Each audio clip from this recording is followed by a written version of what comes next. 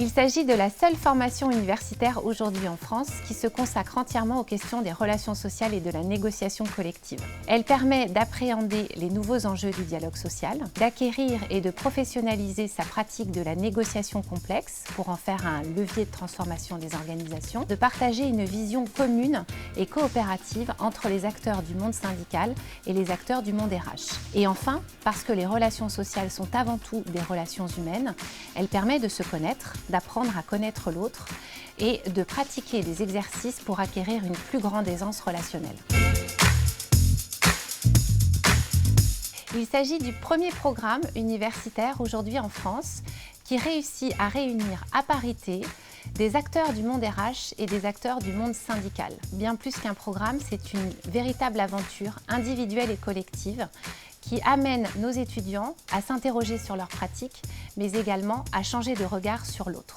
L'autre point fort de notre programme est qu'il est ancré dans la réalité professionnelle de nos étudiants. Il réunit des universitaires et des acteurs du monde professionnel qui exercent soit des responsabilités syndicales, soit des responsabilités RH. Et il offre également un enseignement qui alterne des apports académiques et des mises en situation, l'objectif étant de se tester, d'expérimenter de nouvelles méthodes et de nouveaux outils. Aux professionnels des ressources humaines et des relations sociales qui souhaitent renforcer leur expertise sur ces sujets et évoluer vers des postes à plus haute responsabilité. Aux dirigeants d'entreprise qui souhaitent avoir des clés de compréhension du dialogue social pour en faire un levier de transformation de leur organisation. Aux acteurs du monde syndical, qu'ils soient élus ou représentants syndicaux dans leurs entreprises ou dans leurs branches.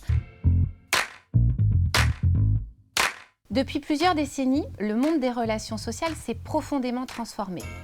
Le cadre législatif a évolué pour donner plus de liberté à la négociation dans l'entreprise. Par ailleurs, les instances représentatives du personnel ont amorcé une véritable mue qui réinterroge le fonctionnement du dialogue social et la place des élus. Enfin, la crise sanitaire a permis de démontrer que le dialogue social informel et plus opérationnel a permis de passer le gros de la tempête, mais réinterroge nécessairement le vieux modèle. Si vous partagez le fait que le monde des relations sociales doit évoluer et sortir de ces vieux mécanismes, alors rejoignez-nous.